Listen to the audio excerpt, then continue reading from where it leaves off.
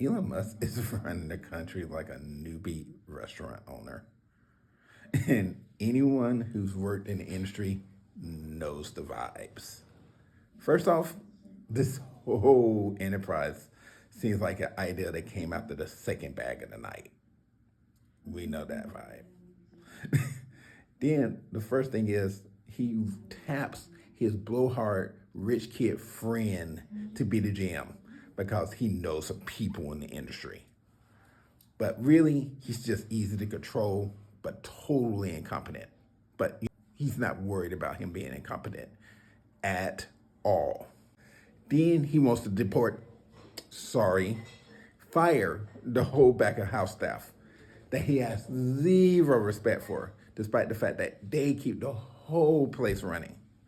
He can survive with one cook in the morning, someone on the grill at night. Meanwhile, the whole staff is haunted by the memory of the last day that Jose took off.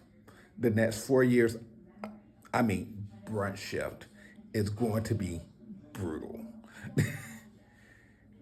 Meanwhile, he wants to bring in a zero experienced staff, front of the house staff, run them into the ground because they don't know any better. They think it's cool that their boss does the occasional key bump to take the edge off. By the way, of course he started this whole enterprise so they could sexually harass the women on staff with impunity. So the whole female staff has that to look forward to. Then, of course, he thinks he's dressing hip because no one has the heart to tell him differently. The GM even brought it up in a staff meeting, and everyone said his fit was fire. But everyone knows that fit was mid. People get fired in droves, crippling the restaurant in opportune moments. No one, and I mean no one, fires the sous chef on a Saturday at 5 p.m. But this guy does because he's upset that he used a cut of meat that he thought was too expensive for a family meal. He just does things that makes no sense in opportune moments. Then we got to get to the menu. The menu makes no sense.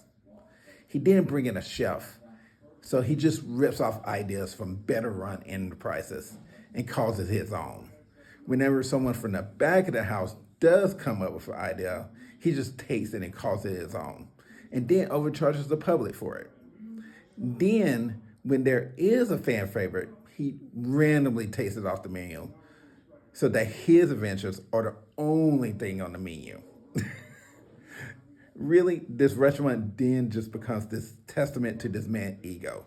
And as an employee, you're just trying to make rent and not get fired.